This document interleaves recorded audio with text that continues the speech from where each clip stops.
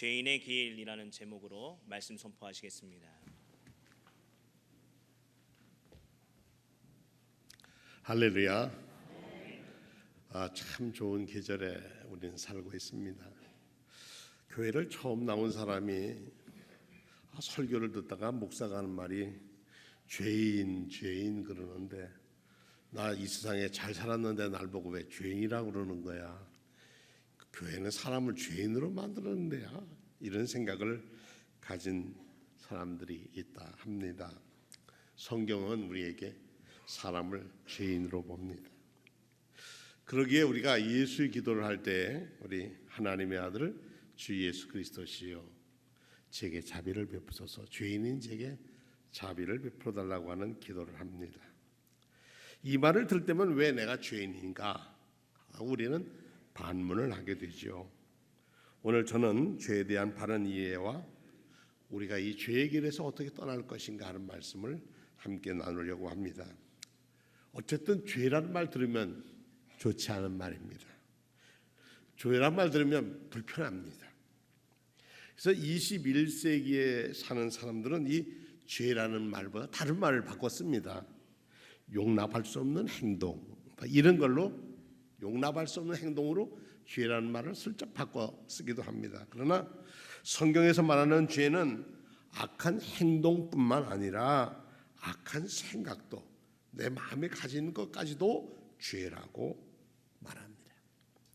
또한 죄는 개별적인 행위뿐만 아니라 나쁜 짓을 하려고 하는 인간의 성향 또는 의도를 총체적으로 아울러서 하는 말이 죄, 이렇게 말합니다.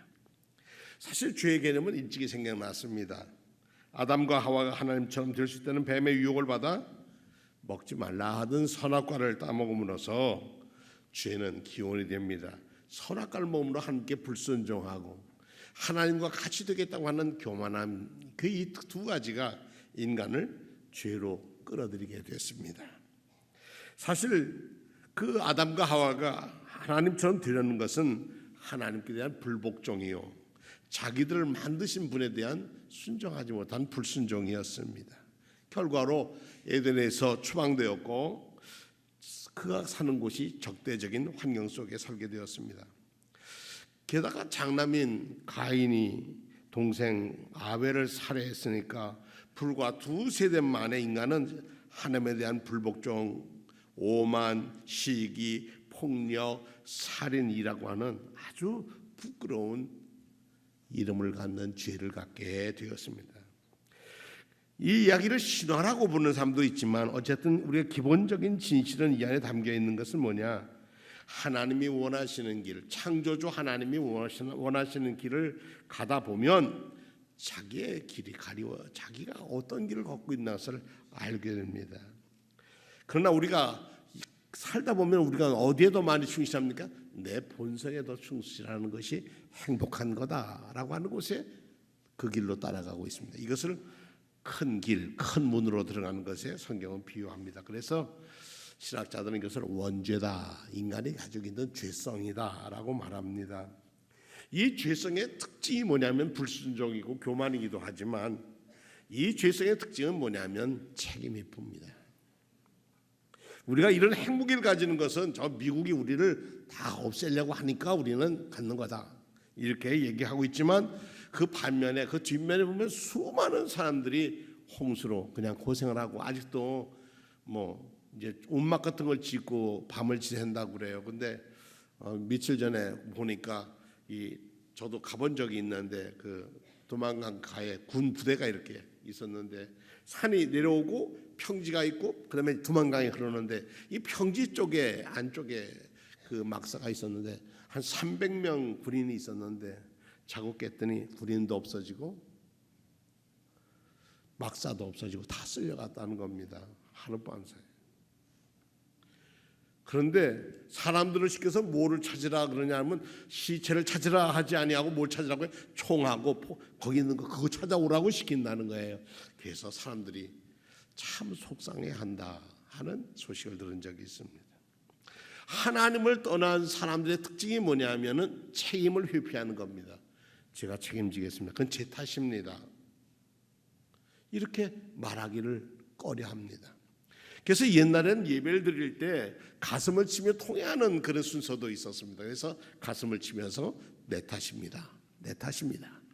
이 모든 것이 제 큰 탓입니다라고 자기를 회개하는 그런 순서도 있었습니다. 어쨌든 하나님과 함께하지 않는 생활은 우리의 의도가 어디로 가냐? 나를 충족시키고 세상 사람과 더불어 살아가는 것을 즐겨합니다.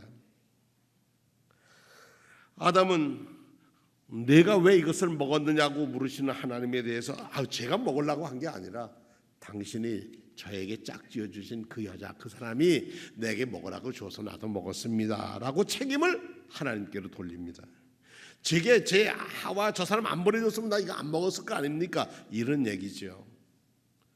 꽤 오래됐습니다만 우리 성도님 한 분이 교통사고를 당했는데 그 가해자가 그러더래. 가해자 가족이 와가지고 그때 왜 거기 안 서 있었으면 차가 거기 안 서 있으면 내가 박지 않았을 텐데 왜 거기 서서 왜 우리를 고생시키냐고 그러더래. 이런 정말 뚱땅지 같은 뭐 속상하니까 그런 얘기 할 수 있겠지만 우리는 그렇게 책임을 회피한다고 그 문제가 해결되는 게 아닙니다. 하나님이 아담에게 왜 금지한 과일을 먹었느냐 묻자 하나님이 주셔서 나와 함께 하신 이 여자가 유혹했다. 자신의 책임을 이브와 하나님에게 전가하는 겁니다. 이브 역시 마찬가지로 뱀이 먹으라고 해서 먹었습니다. 가인에게 야 네 동생 아벨이 어디 있냐 물으실 때 뭐라 그럽니까? 내가 내 아우를 지키는 자입니까? 그렇게 대답을 합니다. 이렇게 인간 뿌리 속 인간 의식 속에 오랫동안 잠재되어 있는 불순종, 교만, 책임 회피, 인간의 이런 자기 만족의 성향이 난 몰라 뭐 이런 식으로 책임을 회피해버리고 맙니다. 창세기 6장에서 하나님은 사람의 죄악이 세상에 가득함을 보시고서 노아 가족을 외에 모든 사람을 파멸시키기로 결심합니다. 그러나 이 새 출발로도 죄를 끝장낼 수가 없었어요. 시편 14편은 이렇게 개탄합니다. 다 치우쳐서 함께 더러운 자가 되고 선을 행하는 자가 없으니 하나도 없다. 사사기에는 이런 말씀이 있어요. 사람마다 자기의 소견에 옳은 대로 행하였더라. 사람마다 자기 고집대로 다 살았다는 거죠. 이것이 뭐냐? 죄인의 길의 특징이라고 하는 겁니다. 로마서 3장 23절에 모든 사람이 죄를 범하였음에 하나님의 영광에 이르지 못하더니 그리스도 안에 있는 속량으로 말미암아 하나님의 은혜로 값없이 의롭다함을 얻는 선물을 받게 됐다는 거예요. 시편 1편에 의인의 길과 죄인의 길을 설명하면서 악인들의 처지는 날마다 얼마나 다른가. 바람에 날리는 먼지 같은 그들, 입이 10개라도 할 말이 없는 죄인들이라. 떳떳한 이들 사이에 끼지 못하네. 새번역에는 메시지는 그렇게 번역되어 있습니다. 그들의 종착지는 어디냐? 구렁텅이라는 거죠. 시편은 우리에게 복된 길을 가는 것이 의인의 길. 의인의 길의 특징은 뭡니까? 하나님과 올바른 관계를 맺고 사는 것. 다시 말하면 늘 생활이 하나님 앞에서 살아가는 사람. 그런 사람은 누구에게 뜻을 묻습니까? 하나님의 뜻을 먼저 묻습니다. 복음서에서 이따금 율법을 따르지 않는 유대인을 가리켜 죄인이라고 불렀습니다. 예수님의 적들은 예수님과 그의 제자들을 죄인들과 함께, 이 세상 정말 죄인들과 함께, 무지랭이들과 함께 산다고 경멸했습니다.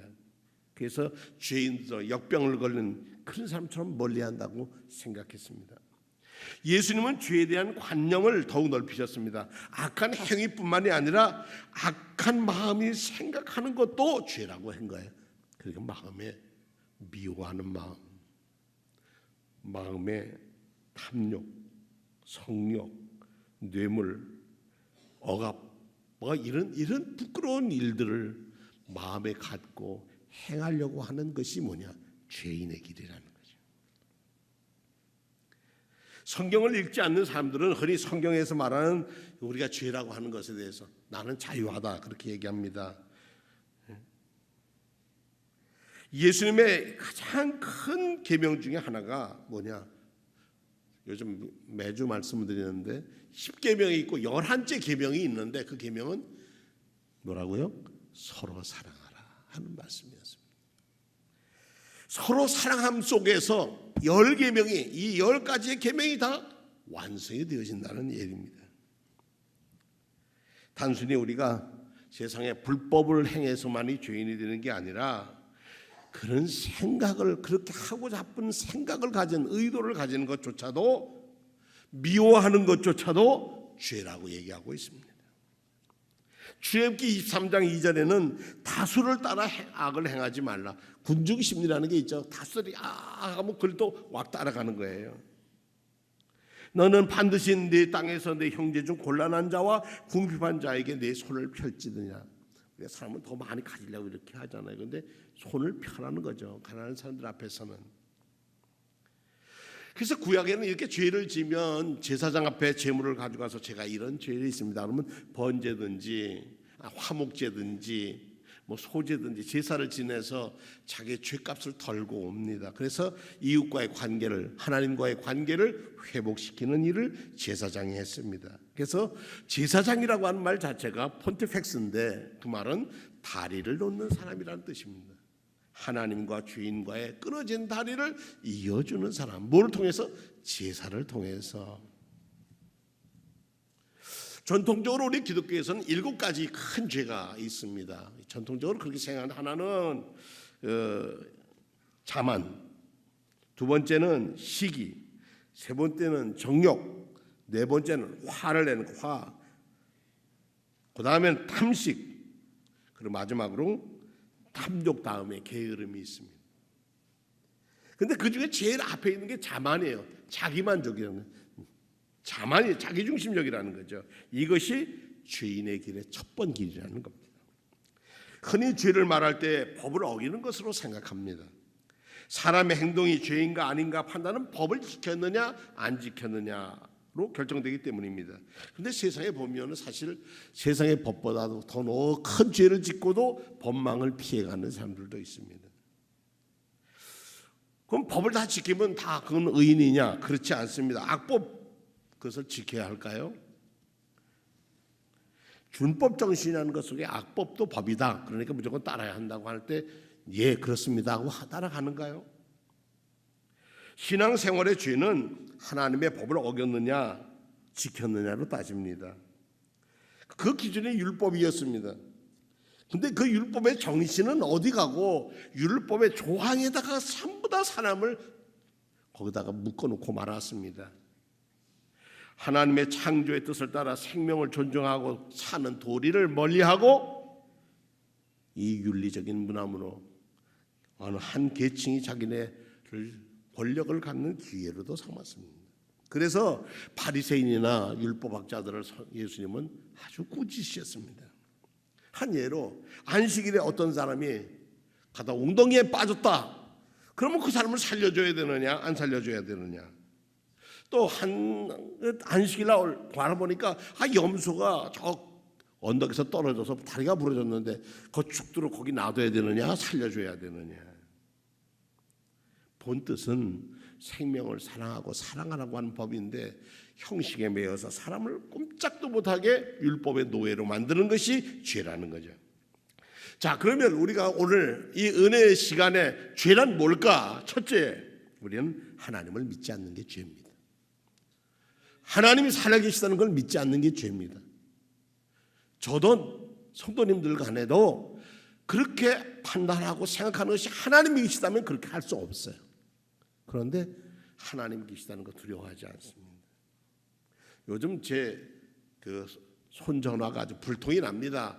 이제 내일 모레가 감독 선거가 되니까 각자들 자기의 의견들을 전부 다 보내는데 그 자세히 보고 읽어보는 사람이 얼마나 있을까 생각됩니다.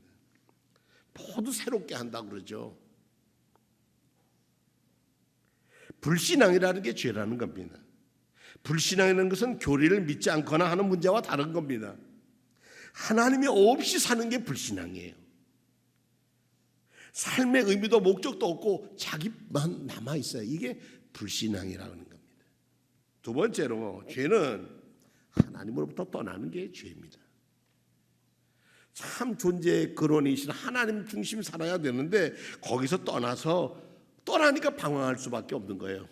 떠나니까 사람은 불안할 수밖에 없는 거예요. 내가 내일이 어떻게 되는지 알 수가 없어요. 원래 하나님 없이 살아가는 사람은 그 존재의 근원으로 찾아갈 수가 없습니다. 나그네들이 서글픈 것은 돌아갈 곳이 없기 때문에 그래요. 진정 하나님의 뜻을 따라 사는 사람들은 자기를 우상화하지 않습니다. 자기도 또 하나의 죄인이라고 생각합니다. 마지막으로 죄인들은 자기 자신을 하나님의 자리에 올려놓고 하나님 노릇을 합니다. 꽤 됐습니다. 한 15년 되는, 꽤 좀 더 됐습니다. 서부연회에서 목사님들과 함께 평양을 방문하게 됐습니다. 평양을 방문하게 되면 이제 대개는 평양을 그냥 가는 게 아니라 저 중국에서 만나서 간사들이 만나서 조율을 합니다. 몇 월 며칠 어느 비행기로 가서 뭐 해야 할 거를 전부 다 놓고 하나하나 점검합니다. 근데 그 사람들이 요구하는 건 뭐냐면 김일성 동상 앞에 가서 절 한번 하면 모든 일을 잘 풀어주겠다는 거예요. 그 말도 안 되는 것 하고 거절을 했더니 그 다음에 뭐냐면 그러면 가지 말고 우리가 꽃다발은 당신의 이름으로 그 앞에 갖다 놓을 테니까 그거는 하자. 그것도 안 된다. 결국 어떻게 했어요? 안 했습니다. 누구도 와서 하고 누구도 와서 하고 누구도 와서 했는데 다른 사람 얘기하지 말고 서부여에는 북한 선교회에는 관심이 없다.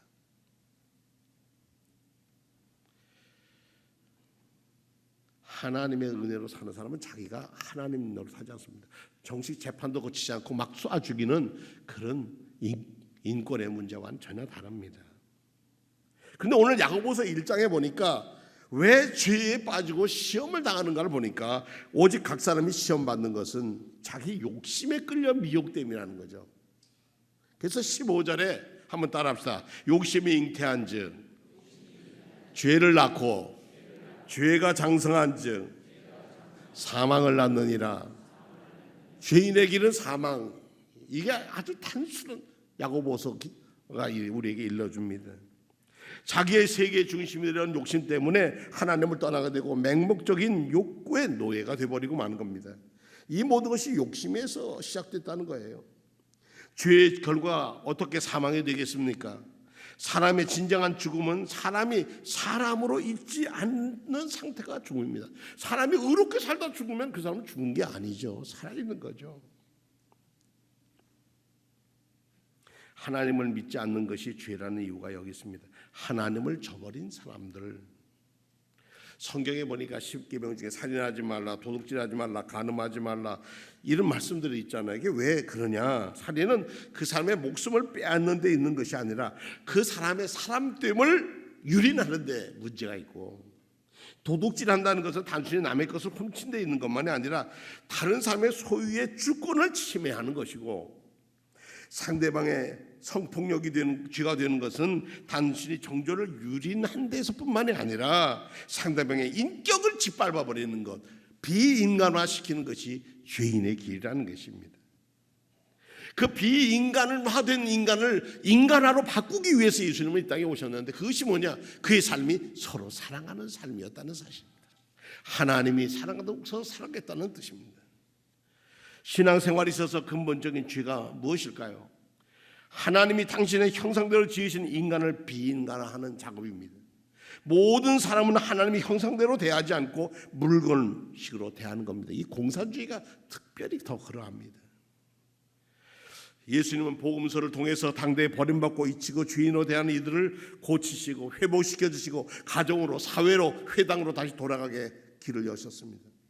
심지어 가늠하다 현장에서 붙들려온 여인에게까지 자비를 베풀어 주셨습니다. 자칫하면 공범죄로 몰릴 수 있는 위험에도 주님은 그녀의 목숨을 구하기 위해서 당신의 목숨을 걸었습니다. 예수님은 죄보다 인간을 더 소중히 여기셨습니다. 사람이 죄인이기 때문에 앞서 인간입니다. 삶의 본질에 대한 애착심으로 사람을 사람되게 하는 것이 주님의 사랑이었습니다. 말씀을 정리하겠습니다. 죄인의 길은 주님의 길에서 떠날 때 죄인의 길입니다. 그러니까 주님의 길을 떠난다는 건 뭘까요? 말씀과 기도에서 떠나는 게 주님을 떠나는 일입니다. 우리 실생활에서 기도하는 생활, 실생활에서 말씀 읽는 시간이 그것을 잊어버리고 마는 겁니다. 그들의 가치관이 사람이 아니라 물질을 더 소중히 여기는 그런 사람들입니다. 하나님을 믿지 않는 불신이란 죄는 하나님을 믿지 않고 하나님을 떠난 이들을 말하는 것입니다. 성경이 일러주는 죄의 궁극적인 모습은 사람을 사람 아니게 모든 일을 만드는 그런 의도를 포함합니다. 그것이 법이든 체제이든 국가이든 다 해당이 됩니다. 인간을 인간 되게 못하는 그런 인권의 문제도 바로 그와 같습니다. 예수님은 난 한 마리 잃어버린 양이 소중하다고 하셨습니다. 로마서 12장에 보면은 10절 보면은 바울 사도는 로마에 있는 그리스도인들에게 이렇게 편지합니다. 여러분, 형제를 사랑하여 서로 우애하고 존경하기를 서로 먼저 하며 부지런하여 게으르지 말고 열심을 품고 주를 섬기시오. 소망 중에 즐거워하며 환난 중에 참으며 기도에 항상 힘쓰며 성도에 쓸 것을 공급하며 손님 대접 열심히 하세요. 여러분을 박해하는 사람을 축복하고 저주하지 마십시오. 즐거워하는 자와 함께 즐거워하고 우는 자와 함께 우으십시오. 서로 마음을 같이하여 높은 데 마음을 두지 말고 도리어 낮은 데 처하며 스스로 지혜 있는 척하지 마십시오. 그리고 말씀하시기를 내 원수가 줄이거든 먹이고 목마르거든 마시게 하라. 그러므로서 내가 숯불을 그 머리에 쌓아놓으리라. 악에게 지지 말고 손으로 악을 이기라고 권면합니다. 고린도 후서 5장에 보면 죄에서 벗어난 사람들과 연합한 그런 그리스도인은 어떤 그리스도인인가? 우리는 주의 두려우심을 알므로 사람을 권면하거니와 우리가 하나님 앞에 알려졌으니 또 너희의 양심에도 알려지기를 바라노라. 우리가 다시 너희에게 자천한 것이 아니요 오직 우리로 말미암아 자랑할 기회를 너희에게 주어 마음으로 하지 않고 외모로 자랑하는 자들에게 대답하게 하려 하는 것이라. 사람들이 우리를 미쳤다 하실지라도 하나님을 위한 것이고 우리가 정치 온전하여도 우리는 하나님을 위한 사랑이다. 그리고 그리스도의 사랑이 우리를 강권하시는 도다. 우리가 생각하는데 한 사람이 모든 사람을 대신해 죽었은즉 모든 사람이 죽고 그리스도 안에서 새 삶을 살게 된다는 것입니다. 육신에 따라 사는 사람은 육신에 따라 열매를 맺을 것이고 영에 따라 열매를 맺는 사람은 죄인의 길을 서든 의인의 길에 서든 우리가 어느 길을 서야 되는데 그 길이 하나님을 향한 길, 화목의 길, 은총의 길을 가라고 권하고 있습니다. 우리가 옛사람의 성향대로 살면 우리는 아직 죄에 있는 겁니다. 예수 십자가에서 우리의 삶이 죽어지고 새로운 가치관으로 살아야 합니다. 십자가에 죽으면 나는 죽은 걸로 끝나는 게 아니라 부활의 영광과 하나님의 주신 은총의 새 생활을 우리에게 새 시대를 열어주시겠다고 했습니다. 누구든지 그리스도 안에 있으면 십자가를 지어 죽은 예수 그리스도 안에 있으면 새로운 피조물이 된다. 새로운 피조물은 어떠냐? 세상을 바꿀 사람들입니다. 마태복음 16장 24절에 이에 예수께서 제자들에게 이르시되 누구든지 나를 따라오려거든 자기를 부인하고 자기 십자가를 지고 나를 따를 것이라. 우리의 죄를 씻기 위한 길은 예수의 보혈밖에 없습니다. 예수의 보혈이 우리를 정케 하시고 예수의 보혈이 우리를 새롭게 하십니다. 그래서 그 피 흘림에서 우리는 다시 시작합니다. 부활의 영광에 하나님의 영광이 우리에게 넘칠 때 우리는 기쁨과 감사 속에 살게 되는 것입니다. 예수의 보혈로 우리 각 사람과 교회가 진정 하나님이 주인이 되는 교회, 진정 예수 그리스도가 주인이 되는 교회, 진정 보혜사 성령님이 주인이 되는 교회, 그 안에서는 서로 사랑함이 꽃피고 열매 맺을 줄로 믿습니다. 찬송가에 이런 구절이 있지요. 그 피가 마음속에 큰 증거됩니다. 내 기도 소리 들으사 다 허락하소서. 내가 주께로 지금 가오니 십자가의 보혈로 날 씻어 주소서. 아멘. 하나님 아버지 감사합니다.